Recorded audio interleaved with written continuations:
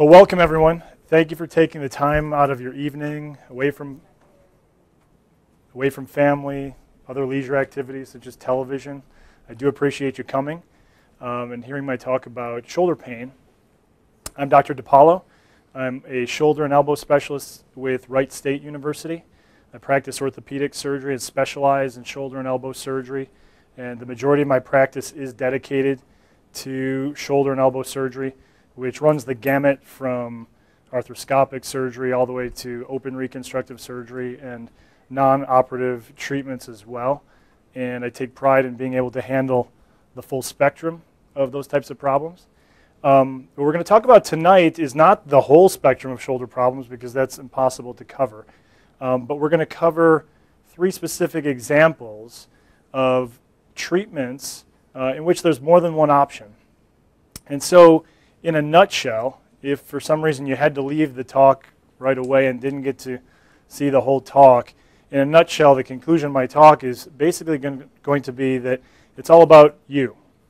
It's all about the individual patient. And by that I mean there's a lot of forces at work now trying to sort of make medicine cookie cutter and make everything a recipe.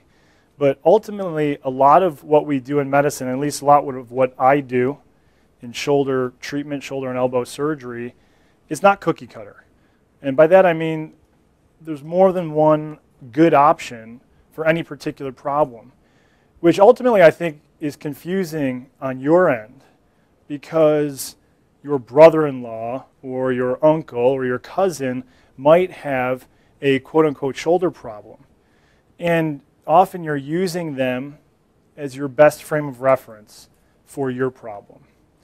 So if you start to have a shoulder condition and it hurts really bad, you gather information from the people you trust. And people you trust are often your family or people close to you.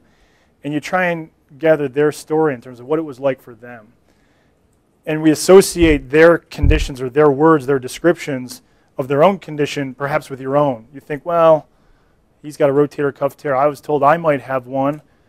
But what we fail to realize is that there's a huge wide spectrum of any one particular problem, and therefore there's often a huge spectrum for any particular treatment. So again, ultimately, if you get nothing out of this talk, I want you to understand that each treatment has to be dictated towards the individual. Because look around the room right now, we're all different. God made us all different. We always have been. Some of you in the room are retired, some are young, some are working, some are left-handed, some are right-handed, some play sports. So how can I possibly have the exact same treatment for every single person? So spoiler alert, I'm giving away the conclusion right now. That's going to be the take-home message. So I have no financial disclosures except that I do work with Wright State University. So there's nothing else I'm trying to sell you here. So when I put this together, I began to think, in my own experience with patients, you come to realize that there's a wide spectrum of patients that you deal with. And so there's a group of patients who come into the office and they want you to give them the answer. They have a problem, but they want to give over that decision-making to you. You say, you're the professional. You tell me what to do. This is just way over my head. I trust you. You're going to do what's best for me. And then you've got the other end of the spectrum. And that's the person who goes on the web and is searching out every piece of information and calls 20 different people and is trying to figure out exactly how to run every single part of their care, which can be frustrating. I don't mind those types of patients, to be honest, because I enjoy this process of educating, because I think that's a lot of what I do, and I enjoy that part. But it can be frustrating, I think, on the patient's end, because I've been there myself. I was there as a medical student once with a problem, thinking that I could figure it all out. And in reality, what you need is somebody to help you simplify some of that, because there's a lot of rabbit holes that you can go down and get lost in and really waste a lot of your own time. So most of us, I think, fall somewhere in between, thankfully, and I think it ultimately works out well. But you do have to recognize that we probably do fall on that spectrum. I began to think then that not only do patients fall into two extreme categories, but conditions medical conditions, namely in this case shoulder conditions, fall on extremes. Okay, so I'm an orthopedic surgeon. And what that means is that I treat bone, muscle, joint conditions. And so I deal with some things that are very much emergencies. Somebody gets in a car accident and a bone is popping through their leg, that's an emergency. That's something where I have to go in and fix that and wash it out and make sure everything's sterile and that you operate on that. So that's one extreme. You have to operate on that problem in the vast majority of cases. But then there are types of problems that are not extreme. They don't have to be handled today. They may have happened over a long period of time. Maybe you've had a shoulder twinge that's been bothering you for 3 or 4 years, and it's never really gotten in your way, but all of a sudden it's starting to creep up on you. You're really not sure, should I go see a doctor? I don't know. It's not really impacting my daily life. So there's two extremes in conditions. And again, like everything else, it usually falls somewhere in between. Most of conditions, that is. So that's kind of where things get interesting. Because there is such a gray zone, it's an opportunity for not only tremendous confusion among people, because we want definitive answers. We want to know, well, what do I do? All right? Ultimately, life comes down to, what do I do? And it's that gray zone that prevents the most opportunities, but also sometimes the most confusion that we often need the most help with.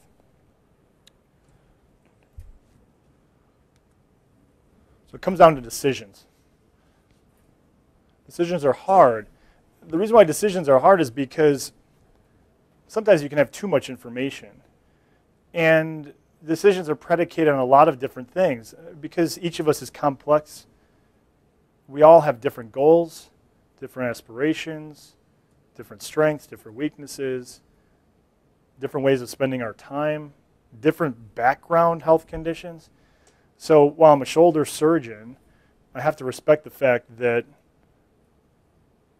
so-and-so patient may have a much more compromised overall medical condition than a different patient, which may be very healthy. And that's a far different picture, and that is what I want to communicate to you, is that those factors all play into my decision making and my trying to help you make a decision, because ultimately it's going to play into what treatment may work best. So I want to relay a story with you, and it's actually a gentleman. I didn't know he was going to come back and see me today, and I was thinking about him, and he's a gentleman who's a physician, retired physician, who has one of the conditions we're going to speak about today. He has osteoarthritis of his shoulder, and I'll show you a picture of it later, what it looks like. There's actually a few different types, and I'll go over his type later. Anyhow, he's in his later 70s, very active gentleman, retired surgeon, mentally very with it, travels quite a bit, but also physically very active, plays tennis. First time I saw him, I looked at his x-rays. Before seeing him, I looked at his x-rays and thought to myself, oh, this guy needs a shoulder replacement, before seeing him. He came into the office, we sat down, we talked for quite a long period of time, and I asked him, well, what have you been doing for this? This must be bothering you. Oh, yes, it's bothering me very much. Well, how long has it been bothering him? Oh, it's been bothering me many years. And I got into asking him about what his activity level was and what he did. And he's telling me all these things. He does push-ups every day. He plays tennis. And I'm thinking in my mind, oh my goodness, how are you doing all these things with an x-ray that looks like that? And the x-ray I'll show you later looks a lot like this gentleman's x-ray. And he had his mind made up. I briefly showed him the model of the shoulder replacement, and I asked him, is this something you consider? And he said, no way, I don't want to do that. And I said, that's fine. And so we ended up giving him an injection, and that was a few months ago. And it turns out, by luck would have it, he came back today. I gave him another injection. So for him, I'm handling his problem in the way that he wants it, right? So for someone else, I recently did a shoulder replacement on a week ago on a woman who had an x-ray that looked very similar. In fact, probably a better looking x-ray, who was nearly his same exact age. She wanted a shoulder replacement. But she was tired of dealing with pain. She's not nearly as active as this gentleman, but she wanted the shoulder replacement. So again, two of the exact same problem, but who wanted two totally different solutions for him. And this gentleman wants to continue getting injections and avoid an operation at all costs. And there's no right answer, right? So the right answer is with him. And we're going to hopefully show that to you. So the goal here is to use 3 examples. I'm going to go through 3 different topics. One is adhesive capsulitis, or better known as frozen shoulder. The second one is rotator cuff tears. And the third is osteoarthritis of the shoulder. So my goal is to go through each of those topics briefly. I'm not going to do a textbook here. In fact, one of my goals is to keep this relatively succinct so that we can open this up to questions while not keeping you here all night. Hopefully answer a fair amount of questions here, because it usually is the case that people get the most out of your own questions and other people's questions. So I encourage you, as I'm talking, feel free to write things down, write down questions you may have. We're going to answer any questions at the end, and then I'll also stay later, because sometimes there's a different level of question where people have a little more private concern. So I've had questions where people will ask something directly and say, well, I have this and I have that. Sometimes if you can speak in generalities, that helps everybody, but if you have something more personal, I'm happy to answer that later, because it can be hard to delve into every specific for each person. So I'm going to use these 3 topics, the frozen shoulder, rotator cuff tear, osteoarthritis, as examples of how there are conditions in which there's more than one good treatment option. I'm going to show you specific examples of where that may be the case, what different options you have, and how ultimately with at least these conditions, and others as well, I'm not running the whole gamut, but with at least these, often the power is in your hands, right? And it's really about the conversation that we have to figure out where you fit and what's best for you. So ultimately, you may get equivalent results depending on the particular treatment. You may or may not. But it's often a matter of trade-offs. And the trade-offs come in what level of risk you're willing to undertake, your time frame for when you have to get better or want to get better, your other risk factors, and certain costs. So, and costs are different from everybody. For instance, comfort. Some people are more comfortable with an idea of a surgery than others, and other people are completely, against the concept. So the first one we're going to talk about is adhesive capsulitis. Adhesive capsulitis is better known as frozen shoulder. I'm going to tell you a little bit about the anatomy of frozen shoulder, the natural history of frozen shoulder, who is at risk for frozen shoulder, what it really is, because I think there's some confusion about what it entails, and then I'm going to delve into why you can treat this in more than one way. So there we go. Good. Okay. So this is an anatomic drawing of a shoulder with a number of layers stripped away. So this is the deepest layer of the shoulder. I don't expect everybody to memorize this, but you can if you want to. I, incidentally, had to memorize all of this and look at it every day. So, but anyhow, what this is the deepest level of the shoulder. It's with all of the muscles stripped away. And what you're seeing is what we call capsule tissue. So all of this is capsule tissue. They're broken down into different ligaments. So there's different separate bands, and all of the people who've studied anatomy and came before me and who I'm indebted to describe these various bands. And for all intents and purposes, they each do different things.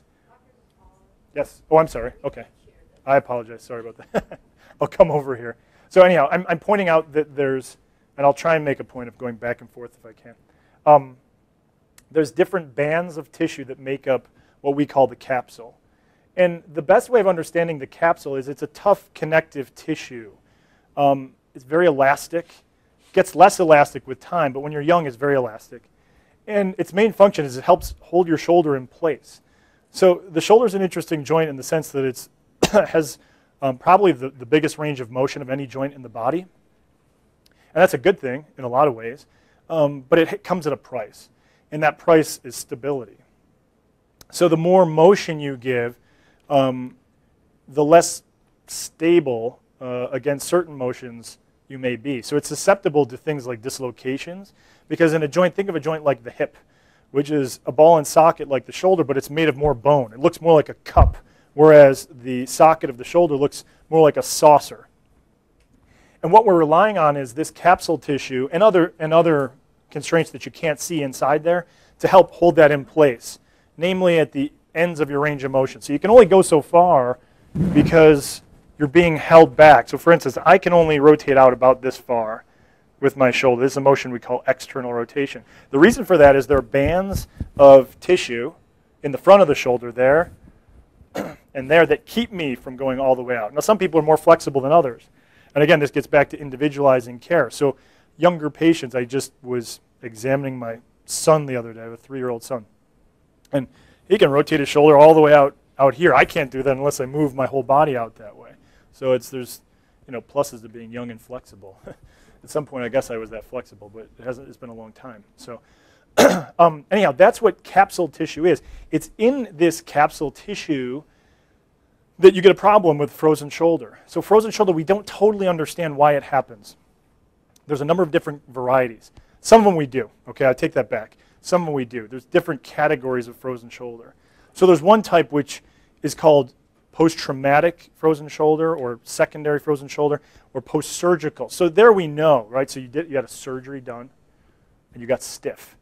Why'd you get stiff? Well, you developed scar tissue in this capsule, so everything tightened down. And we all know what scar tissue is. It's the body's way of healing in light of a wound, right?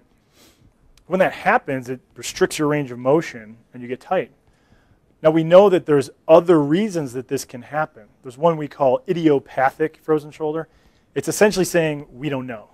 So we know we think that there's an immune modulator going on that is somehow affecting the capsule. And what we see often is that this happens in certain people with certain risk factors. So diabetics are at risk, people with thyroid conditions. My apologies to the women in the audience, but unfortunately middle-aged women, we don't totally understand why, but middle-aged women in their later 40s, 50s, for some reason are at greater risk. Those people are at risk, and that type of frozen shoulder just comes up spontaneously. So a typical story will be, hey, I started getting shoulder pain I've had it for about 3 months. Well, how did it happen? I don't know. I just slowly kind of came on, and I thought I slept on it weird. It's been getting worse. Well, can you reach up in a cabinet to get a glass? No, I've been having a harder time reaching. It's really, it feels stiff. That's idiopathic frozen shoulder, right? But what we know is that the capsule tissue tightens down, just like for other reasons. It's just that we don't totally understand why. And there's good and bad to either kind, right? The good news about the idiopathic frozen shoulder is it often does go away on its own. I'm going to get to that in just a minute. The bad news is it hurts, and usually you know why it's bad, because it's very, very painful to do a lot of normal everyday activities. Oh,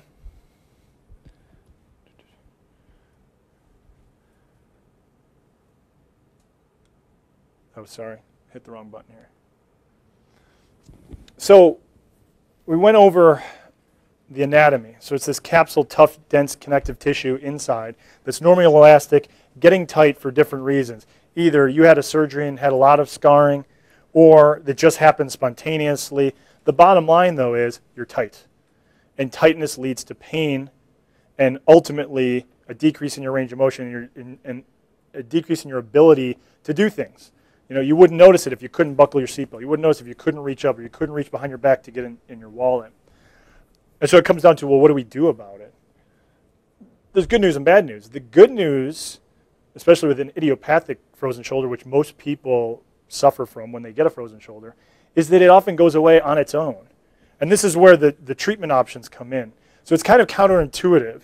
And recently some studies have been done, and I think it's quite remarkable, actually, that they took a group of patients, a large group of patients, and they put them in 2 different categories.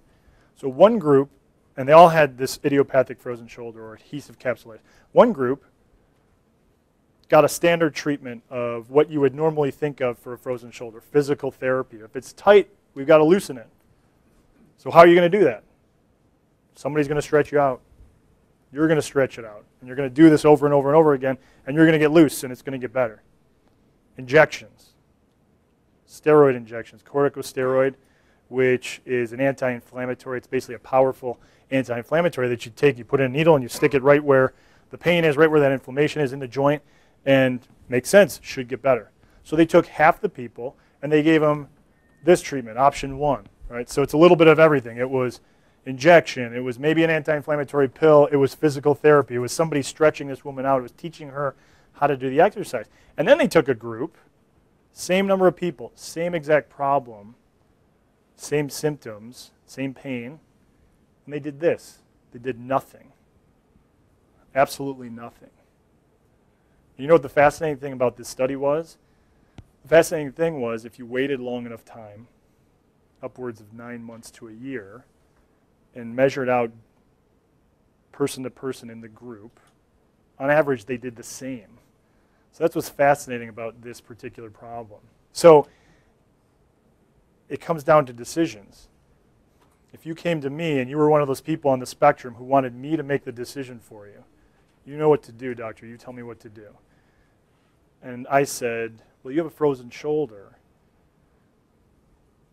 The question then becomes, well, what do I do for you? Do I do this? Or do I do this? Do I do nothing? Are you the kind of person who wants to do nothing and wait it out? Or do you want to try these other things? And I can tell you, I've had people in both categories. And I can tell you that we actually have to talk to figure out who you are, figure out which of those types of persons you are to decide on doing that. I'll tell you a story about a patient I had with frozen shoulder. She fit the profile. She was early 50s, later 40s, female, did not have diabetes or any other factor. She came in, and she was in an extraordinary amount of pain with her shoulder. And it's actually a relatively straightforward diagnosis to make. It's really a diagnosis you can only make by putting your hands on someone, by actually doing a physical exam, which unfortunately sometimes is rare in this day and age. You don't need an MRI to make it, by the way. And I'll tell you one of the pitfalls of that in just a second. But anyhow, she came in. She clearly had a frozen shoulder. And we talked it over what we wanted to do. And she was very aggressive with wanting to get better. She had a personality of she really worked out all the time. She wanted to get better fast. And she's actually, she sticks out in my mind because she got better faster than any other patient I've ever seen with frozen shoulder. And what she did was she did physical therapy. I gave her the exercises to do, and she hit them harder than anyone I've ever seen. Now, the cost of that was, at about 2 months, she came back really sore. I was amazed at how much motion she got back, but she was really sore. And I said, well, I think you just overdid it a little bit. You know, you're better. And we wound up giving her an injection to kind of cool it down a little bit, and she was better fast. Most people don't get better that fast. Most people, it takes them a little longer because it goes through a phase which can last the better part of a year, almost 18 months sometimes. So then there's other people who, you know, they don't want to do a lot of therapy, or they have issues. We know that injections can actually raise your blood sugar a little bit in some people, and we've done a study out at the VA about that. So if you're someone who's really borderline with your diabetes, you may want to think about that. But anyhow, it just goes to show that there's more than one way to treat it. The pitfall here that I want to point out, and I want you to take this one home too, is that frozen shoulders is actually a relatively straightforward diagnosis to make, but you have to know what you're looking for. So I deal with shoulders every day, and so I'm always tuned in, waiting for it. Other people aren't so tuned into it, and so the knee-jerk reaction may be shoulder pain, we're going to get you an MRI. And while MRIs often tell what's wrong in your shoulder, there's a problem with them. And the problem with MRIs is sometimes you get a positive finding that really is not related to what you in particular have. In other words, with a frozen shoulder, the stiffness part trumps everything. So if you come in and I do an exam on you, and in reality the exam's simple. The exam is I check your motion, right? So I move your shoulder around. And if your motion in what we call an active plane, so me doing this, powering my shoulder on my own, versus someone else moving it, is essentially the same. In other words, you're really stiff when I'm moving it too, then you've got a frozen shoulder. You've either got that or you've got arthritis. And I can almost stop. And the way I check whether you have arthritis is check an x-ray then. But I can almost stop after that. I don't need to go ordering MRIs. In fact, I just had a patient last week who got referred to me, and he came with an MRI and was told he had a rotator cuff tear, and I was expecting to see, oh, this is a patient who has a rotator cuff tear, he's got rotator cuff symptoms. When I examined him, number one, I looked at his chart and it said he had diabetes. So again, I was automatically thinking, this guy's at risk. And I examined him, and within 30 seconds I knew his problem wasn't a rotator cuff tear. while his MRI showed that he had a rotator cuff tear, it was true, he had one, it was small. While it showed that, the stiffness trumped the rotator cuff tear. So you've got to be careful about these things, because if you're convinced in your mind, well, the MRI told me I had a rotator cuff tear. My doctor, my so-and-so told me I had one. They may be right. But if I go and start treating the rotator cuff tear instead of first treating the stiffness, I could actually make the problem worse. If you go and operate on somebody in the middle of this phase where they're getting really stiff and painful, I can actually make you worse. Because frozen shoulder naturally goes through these phases in which they're more inflamed in the beginning and more stiff, and in which you're more susceptible to becoming even stiffer, and then eventually cooling itself off on its own. What you want to do, or what I want to do as a physician, is to help you get through those phases. I can tell you, I didn't include, I should have, I didn't include one treatment option on here, and that's surgery, because I was specifically gearing it more towards adhesive capsulitis, idiopathic, as opposed to say a post-surgical. But you can do surgery for this. It's very rare, though, and I guess it's better that I didn't put it on, because it's very rare to do that. And I can tell you, in practicing as a shoulder specialist, the few capsule releases I've done have usually been in people who've had surgery already and developed some kind of stiffness. It's very, very rare for me to do surgery on someone who has an idiopathic frozen shoulder, because if I can help you get through that pain phase and the inflammation, it often gets better on its own. It goes away. So it's very rare to have that kind that comes up spontaneously need to actually go on to surgery. So you've got to be careful, because if somebody's telling you that, and I've read cases like this where people have come in, they've seen a doctor, they were told, yes, you have adhesive capsulitis, you need to go to surgery. If they're telling you that right away and they're not doing physical therapy or something else or nothing for an extended period of time, be a little leery. So the next condition, condition number 2, I'm going to cover is rotator cuff tears. This condition is at the same time one of the most interesting from my end, and also most confusing, I think, from your end.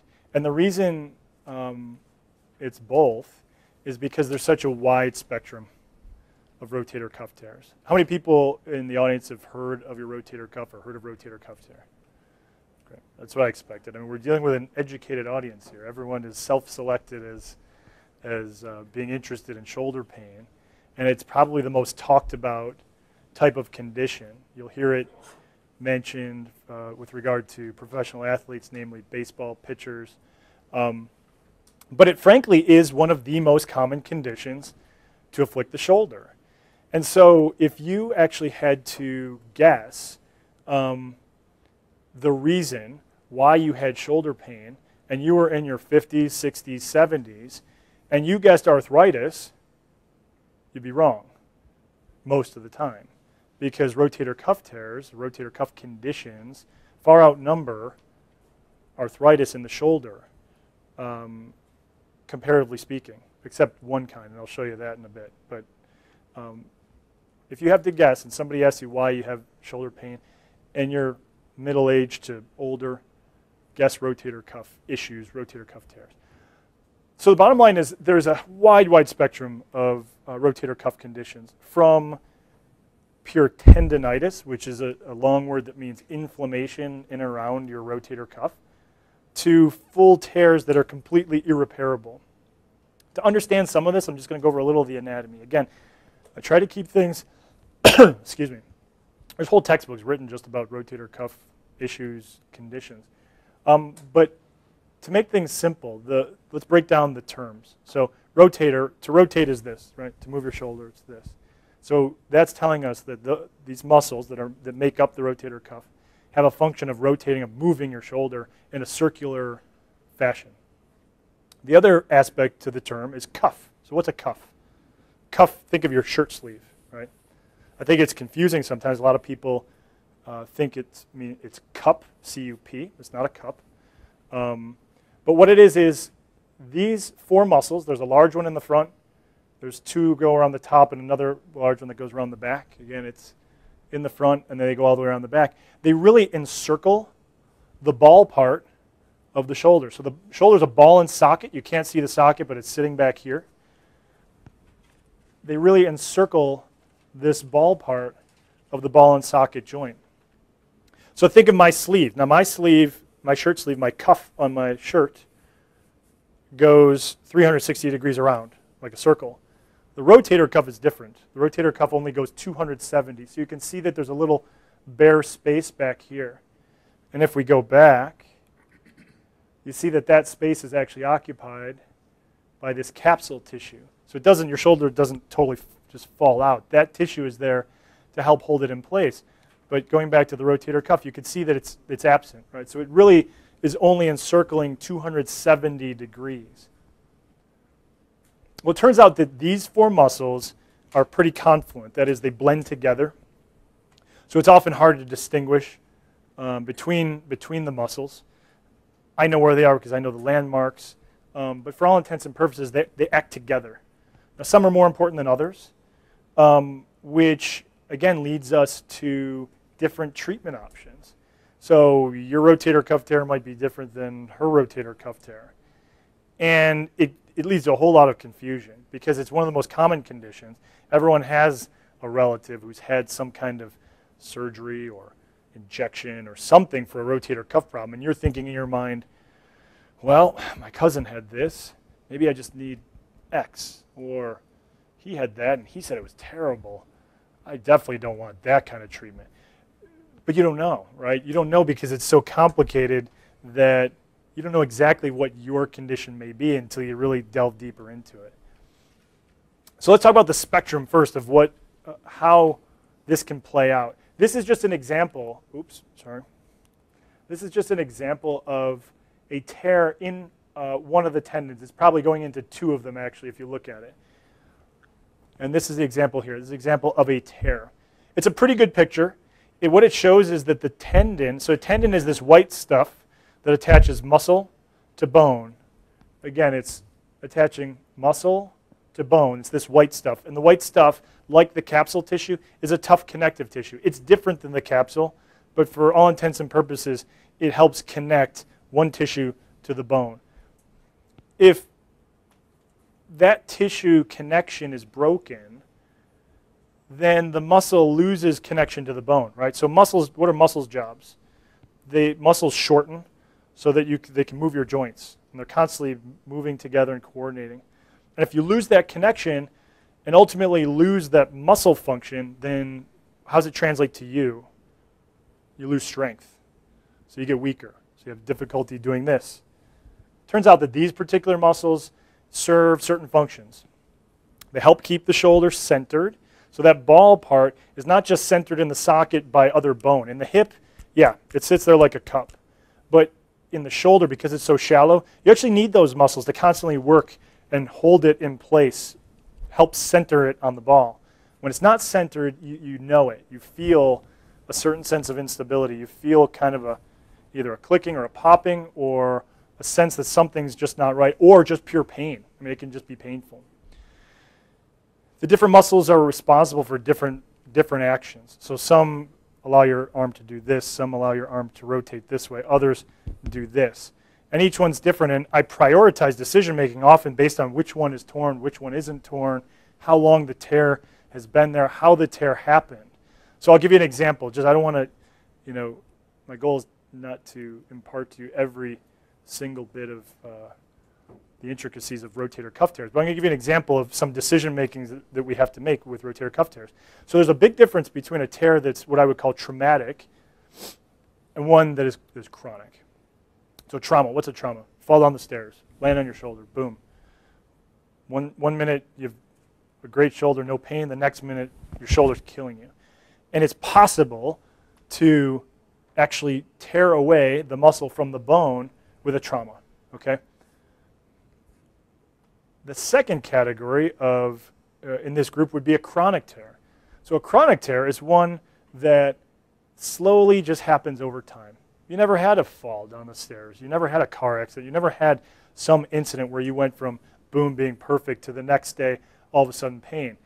Your pain happened slowly over time. You slowly notice that reaching up and grabbing objects or lifting things, it just started to hurt in here. It just was painful. You started noticing weakness, and Lo and behold, you went to the doctor, you got an MRI, you did something, and oh, there's a tear there. How did that happen? Well, it turns out that as we age, our rotator cuff tendons, along with a lot of our tissues, unfortunately, become less elastic, and they often can tear. They can just tear for no good reason.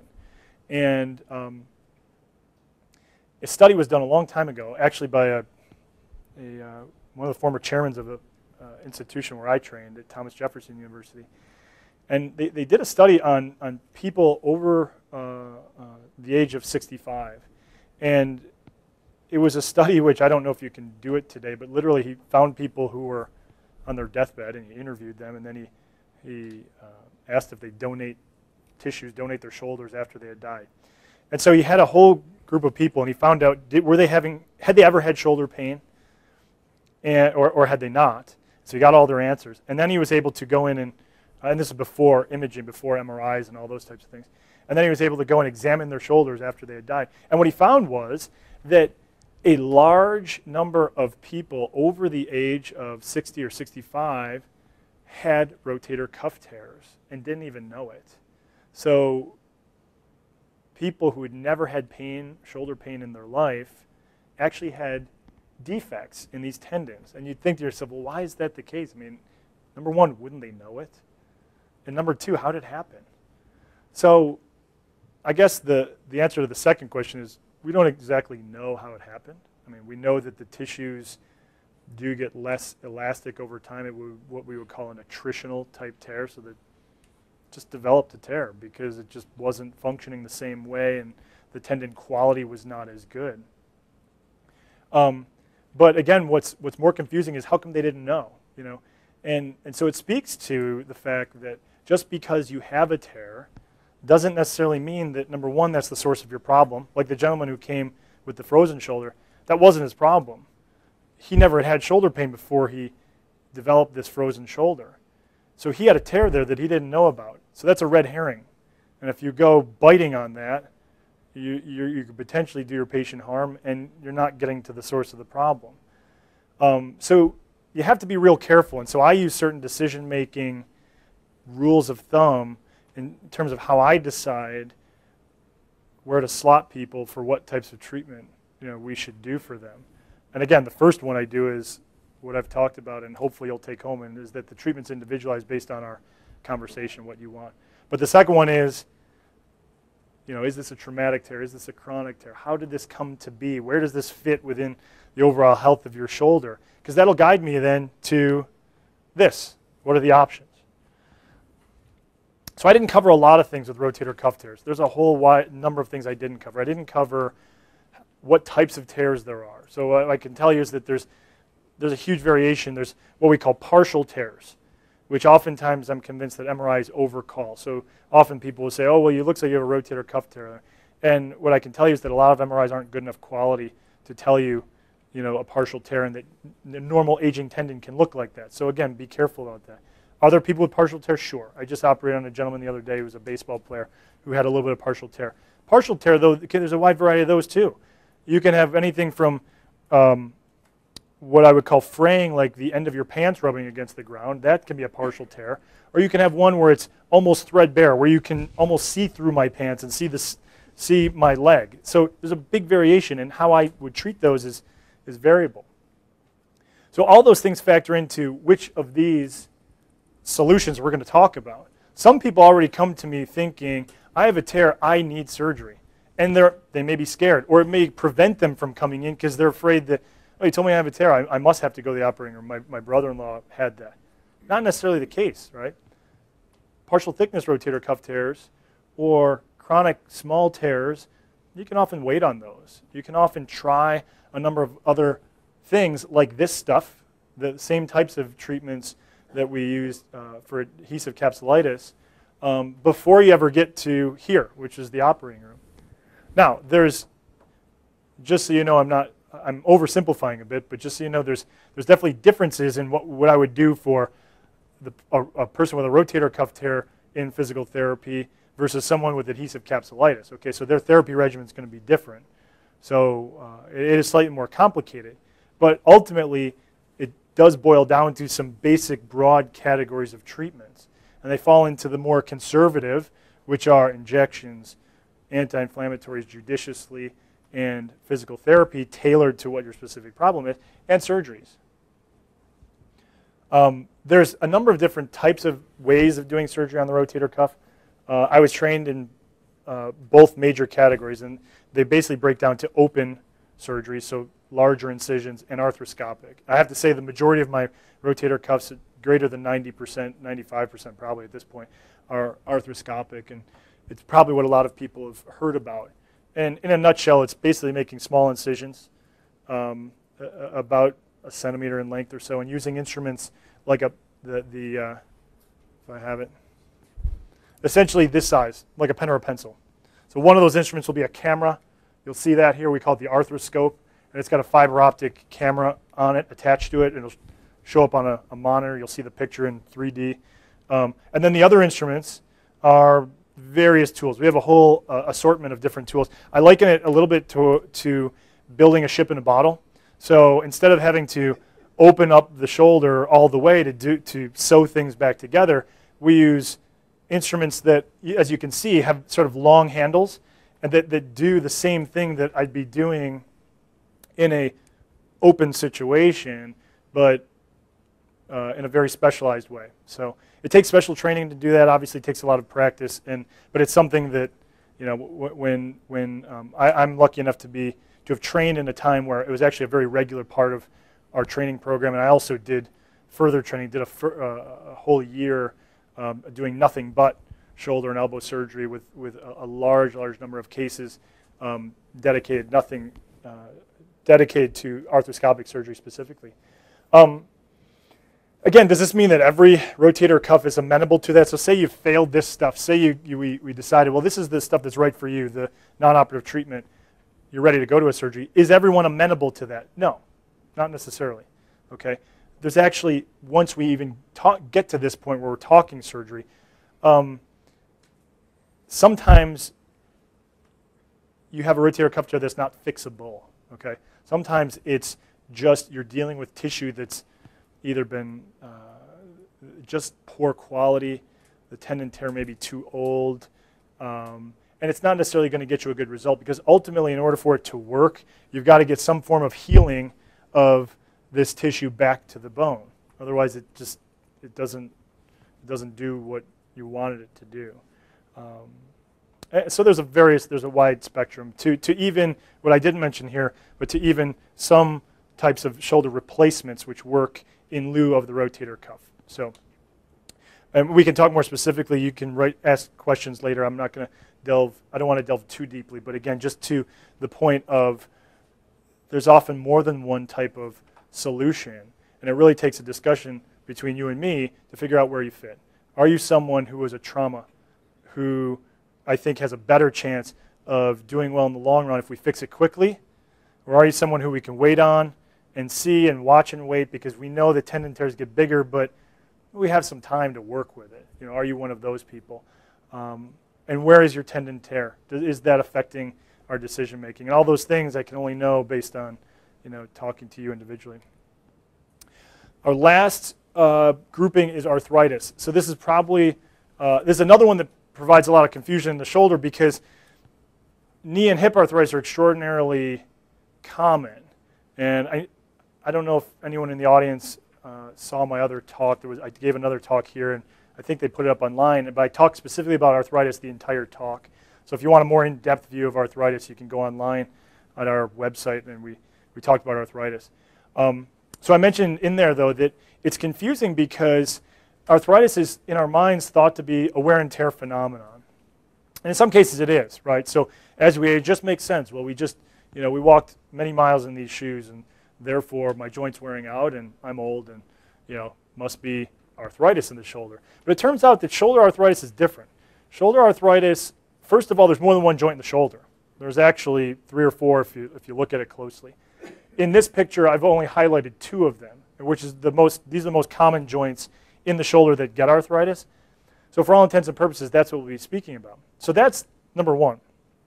But number 2, shoulder arthritis, at least this type with the ball and socket joint, the glenohumeral joint, as we call it, is often not a wear and tear phenomenon. Often there's some genetic component to it that we don't yet totally understand. We know that there's a whole host of thousands of different genes that get turned on and off that create cartilage. And if anyone in the process of your lifetime over the course of 80 years or so has an issue, you can get arthritis more quickly, which is why I see a lot of patients who get this type of arthritis, but they get it on both shoulders. So, and I see people who've never done anything athletic and never done any hard labor who look like this. In fact, the case I did last week was an example just like that. So that's one of the differences. The other one is that the arthritis really is different in these two joints. So the arthritis up here in the what we call AC joint, so this is your acromion and this is your clavicle, so fancy words for collarbone and shoulder blade, where those two meet right there, it's actually very common to get that type of arthritis. But that's a case where it is often associated with people who do heavy work, so people who weight lift, laborers, lift stuff heavy their whole life. That's actually pretty common. One of the interesting things, though, is sort of like rotator cuff tears, there's a lot of people walking around with this arthritis that don't even know it. So I guarantee you if I x-rayed everybody in this audience, we'd have a lot of people with this type of arthritis, but most people, it never would have really bugged them, or maybe it did for a little while and it burned itself out. So the good news about this type is that it often gets better just on its own. And that's another one sort of like a frozen shoulder, where if you have it, maybe just wait. Maybe just wait and see and wait it out. If you can wait it out, maybe it just gets better on its own. Or maybe you try one of these treatments like an injection and it burns itself out. Maybe it won't. But the bottom line is you really don't want to get stuck in the trap where you go in, the doctor looks at your x-ray and says, oh, you've got arthritis there, go to a surgeon, and them say right away, without giving you some time or at least talking it over and figuring it out, say you need to go to the operating room right away. Now, are there cases where you can do that? Sure. And that gets back to, again, making a decision based on your own preferences. So there's a trade-off. There's people who, for instance, I had a truck driver who had to be lifting heavy freight. He had waited long enough, at least in his mind. I mean, it was less than a year, but he waited long enough in his mind. He just wanted an operation. He just wanted it done. Did the operation, got better. Okay, great. But there's a lot of other people who don't need to have it done that quickly. I mean, maybe they can wait it out. Maybe their job's a desk job and they can give it more time or they can have more patience with it. But again, it's variable. I mean, he needed it done quickly, someone else doesn't. But just be careful. This type of arthritis in the glenohumeral joint, different, right? So here you're dealing with a different situation. This is the type of arthritis that my doctor patient, who I just saw today, who I injected, this is the type of arthritis he had, or he has. His x-ray looks a lot like this. And what I'm circling here is the joint, but what you see down here, this is actually abnormal. This part here is abnormal. We call it a goat's beard, and you can see why. It looks like a little beard of a little goat. That's all abnormal. What that is a bone spur. So we hear that term a lot, bone spurs. Doctor says I have bone spurs. What do I do? This bone spur, a pathology professor of mine once said, bone has one trick. Bone has one trick. That trick is to make more bone. So like a callus on your hand grows in reaction to some kind of stress, that's what these do. These grow in reaction to stress. The reason why you have stress is because you've worn away this super smooth layer of cartilage for whatever reason. Forget the reason. It doesn't matter at this point. You've worn it away. And once you wear that away, these surfaces start to stress. And the bone reacts by saying, hey, stop moving. This hurts. And ultimately, the body's objective is to lock you up and to stop you from moving. In fact, I've operated on a few folks who, I had one gentleman who I don't know how he lasted so long. He was a farmer, and I guess he just had a tremendously high pain tolerance. But he was so locked up, I could barely get his shoulder out of joint, which you have to do. I don't want to gross anybody out here, but it's what you have to do when you replace a shoulder. But he had so much of this bone spur here, it literally was locking up his joint. I mean, he just couldn't move, could barely move. So that's an extreme example. So what are your options? Well, the options depend really on a number of things, like everything else, a number of things, a whole cadre of different things. Number one, on the two different types of arthritis. So let's jump to surgery. We'll backtrack a little bit to the non-surgical options. We'll jump to the surgical options. say you're dealing with the AC joint, which is where the collarbone meets the shoulder blade, versus the glenohumeral joint, the ball and socket, the surgeries are vastly different. The surgeries are vastly different. So for the AC joint, literally all you have to do is shave away a little width of bone, about the width of my pinky. It's actually a relatively straightforward procedure, outpatient procedure, can be done arthroscopically. Arthritis of the glenohumeral joint, that ball and socket, ultimately, you may be looking at joint replacement. Now, I say ultimately because there's a wide spectrum of people. I've only had one of these guys, but I had one gentleman who was in his 80s who, again, he wanted an operation. I recommended a shoulder replacement. Didn't want anything to do with a shoulder replacement. He knew what he wanted. He wanted a scope, an arthroscopy, a small, minimally invasive surgery. And I did that for him. I did it because there was very little downside, even though I thought and knew that he probably wouldn't get too much better. Now, according to him, he got better. He's probably the only one I've seen like that who actually got better with that. But most people, when you're older especially. Now, if it's a younger patient, this is where it gets to, more than one good treatment option. If you're younger and you have this x-ray right there, if you're, say, 40 as opposed to 70 or 65 and have this, then I'm going to hesitate with offering you a shoulder replacement. Are there people who've done them? Sure. But we're going to hesitate because you're so young. And we want you, if we actually go to this, we want you to try and outlive this. Because like anything else, these implants have the life of their own. And they wear and the components wear. And so, again, decision making is different based on who you are, which I can't know unless I know you.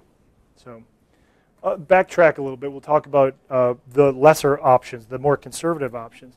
So I put in, you'll notice one conspicuously absent. I didn't put the physical therapy option in with arthritis.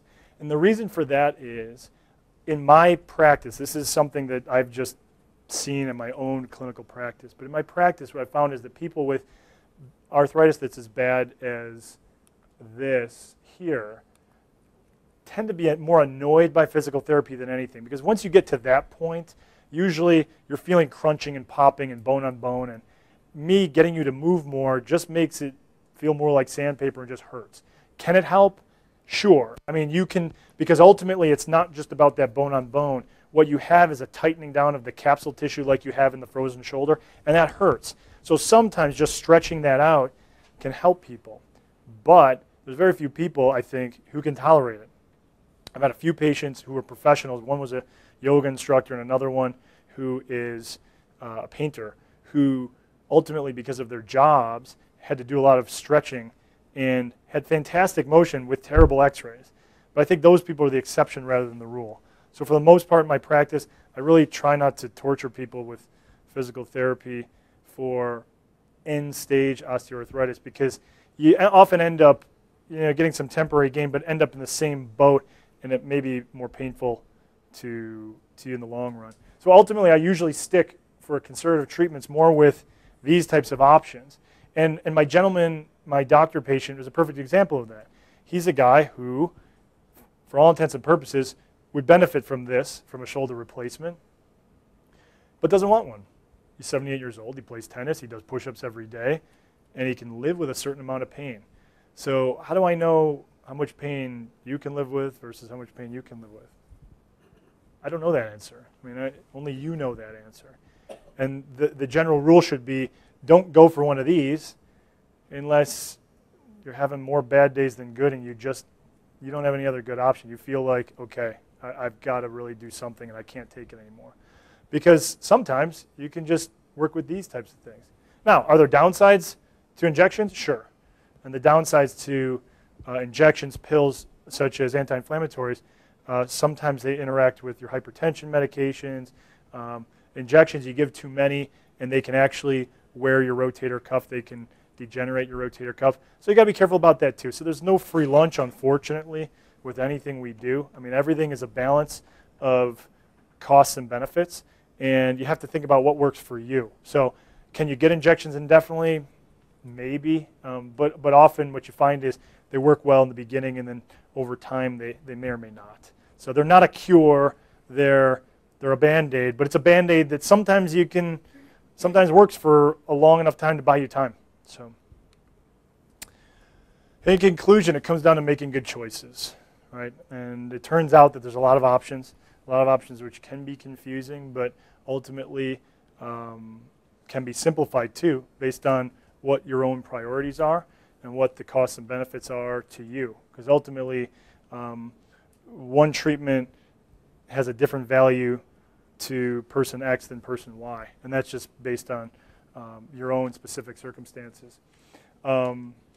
Hopefully, if you find the right person, they can help guide you through some of those decisions, because it is complicated, and you are not your brother-in-law or sister-in-law, and you know, one solution that's right for them may not be right for you. So what I want to do now is, if you've written down any questions, I want to open it up to questions, and hopefully you found it enlightening.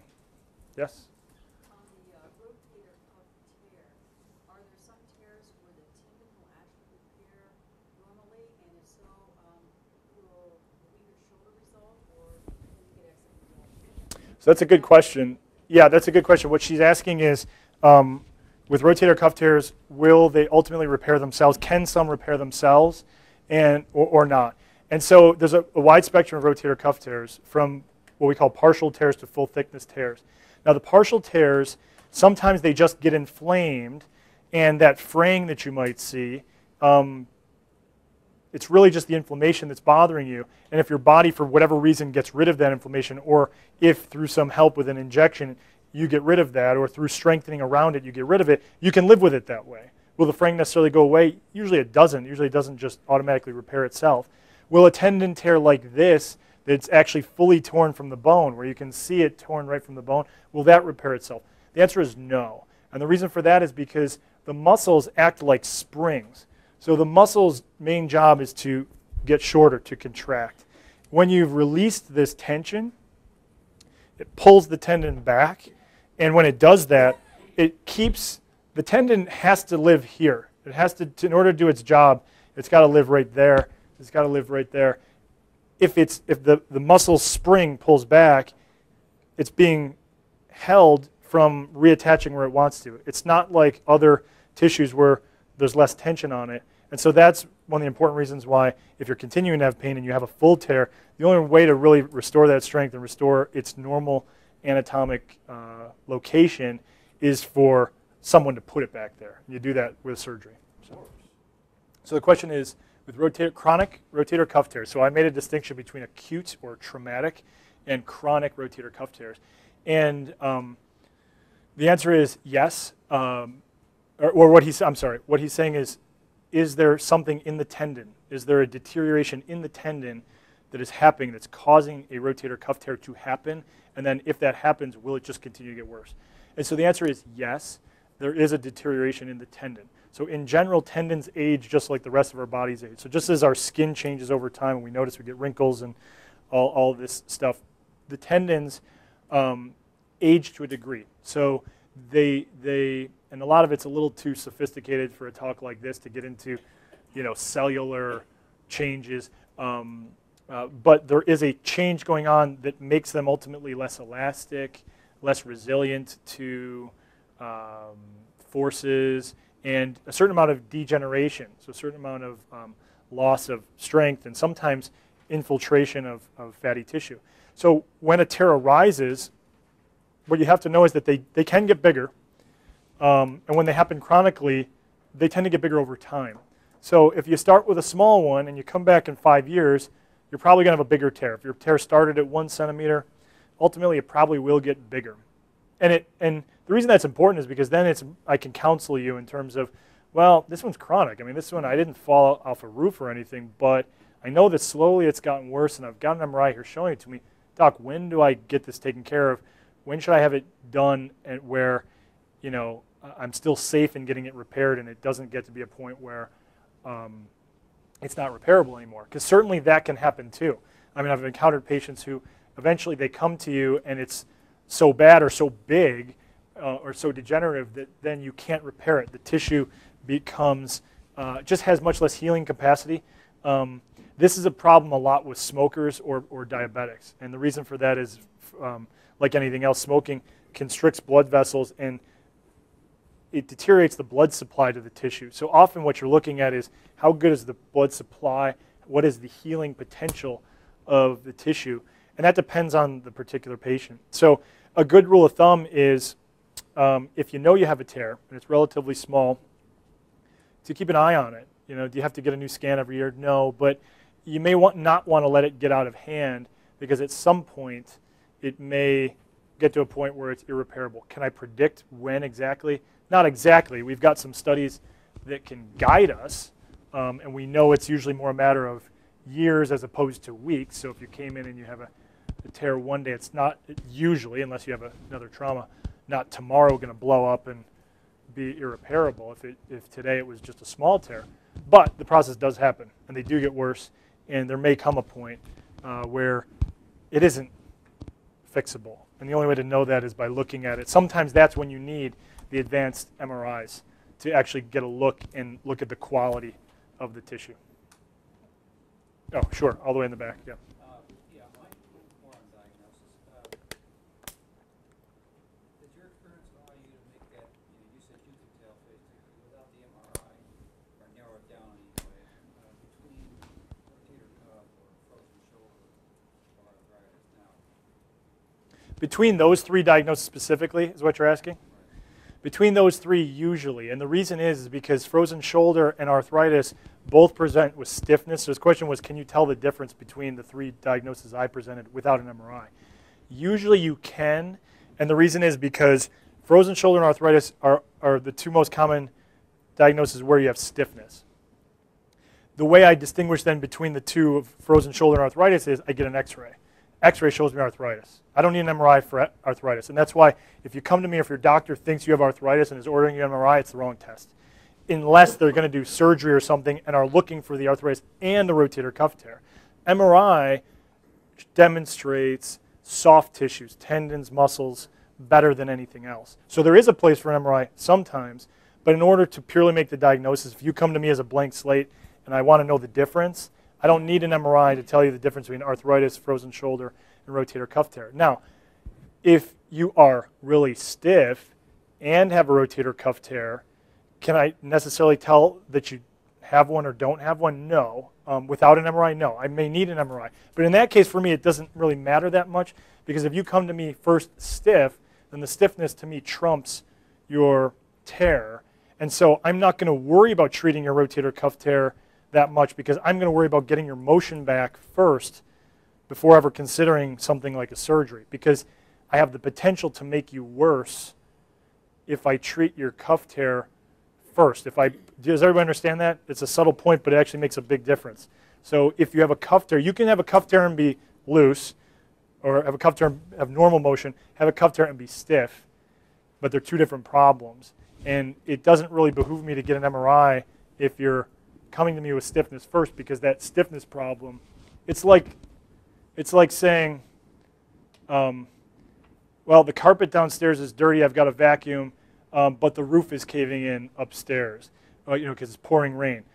Am I going to start vacuuming first? No, because ultimately the roof may cave in and, I've got to treat that first and then later on I can possibly treat the rotator cuff tear. So I don't know who to go to first. There's a hand here. Go ahead. On the steroid injections, can that damage the tendon? I mean, is there a risk there to doing that? Or? That's another really good question. The question was, can steroids damage the tendon? So what you'll often hear is a rule of 3, and a lot of doctors will tell you you're not allowed to have more than 3 injections per year. And that there's some truth to that. The number itself is really not definitively known. In other words, there's no studies out there saying, oh yeah, 4 is where it all goes to heck, and 2 is okay, and 3 is just right. It's not like that. So it's really just sort of a general number, and the reason is it probably has something to do with how long the medication sticks around, and sometimes the medication can stick around for about 4 to 6 weeks. But yes, it can ultimately, if you give too many injections, which is why I tend not to just keep throwing injections at people, except in rare circumstances, it can degenerate your rotator cuff to a degree, so you can get some fatty infiltration in the rotator cuff. It can make it weaker. You'll notice that there's a certain group of patients, namely rheumatoid arthritis or other patients who have to be on chronic oral steroids, people who have COPD. and you'll notice that their skin is poor, and sometimes they have bad connective tissue problems. It's for that reason. It's because ultimately you can kind of break it down. So yeah, you have to be very judicious, and that's why usually my rule of thumb is if we're hitting a point where we've done a couple, still not going anywhere, well, let's take the next step and let's look further. Let's consider something else. Now, are there people who I will do chronic injections for? Sure. And the gentleman I saw this morning is a good example. He gets one every couple months. He's avoiding a shoulder replacement. That's fine. We'll do it for a while. But I'm not injecting near his rotator cuff. I'm trying to inject more into his joint. There's other people who maybe get to a point where the rotator cuff is not repairable, right? So maybe we've either tried, or it's just the rotator cuff is so, their tear is so big or degenerative that you can't actually repair it. Those people, I don't mind giving chronic injections to, as long as their other health is doesn't pose any conflict with it. And that's because if your cuff is already torn and gone, then I'm not really going to do much. I can't do damage to you if it's already. So anyway, but that's a really, really good question. All the way in the back in the white. What about Sarah? Oh, I'm sorry. Which? No, go ahead. I'm sorry. What about Serapin injections? I'm not familiar with that. I don't know. It's chicken. Oh, Synvisc. Yeah, that's a whole different. It's actually evolving, and at our recent American Academy of Orthopedics meeting in the springtime, there's actually been less enthusiasm about that. First of all, it's not FDA approved in the shoulder. It's approved more for the knee and hip. I've personally never been a huge fan of it, because I feel like the benefit is somewhat marginal, because what you have to understand about arthritis is that it ultimately, you have good days and bad days, and it sort of gets worse over time, but it goes in this type of pattern. So how do you know that I did an injection when you were really bad, and then maybe you were just heading down on the curve and you got better, but you relate it to, oh, the injection did it. But then there's plenty of other people where it didn't help them. They say, oh, those injections are garbage. So I personally don't use them in the shoulder, and I've used them before in the knee, but I'm much less enthusiastic. I just don't think, let's put it this way. I think if you had to pay out of pocket for them, you probably wouldn't. If you had to, the benefit is very marginal. Most of the studies were funded by the companies that put the stuff out, and they're very expensive, and I just am not a huge fan of them. I don't think they give you a tremendous benefit overall. So, all the way in the back in the white there, sorry. I think I have a Bruce Trevor question for you. Yeah, okay. I'm pretty sure I have a cuff tear that was all baseball about 30, 40 years ago. But in recent years, I've had night numbness in my arms that I think is caused by a pinched nerve in my neck. So what's more important? How do I know the difference? Does one doctor do it all? Yeah, I can help diagnose those types of things. Ultimately, if you needed to be treated for a pinched nerve in your neck, there is a lot of crossover. His question is, what's more important? Say I have a pinched nerve in my neck and a shoulder problem, and how do you distinguish?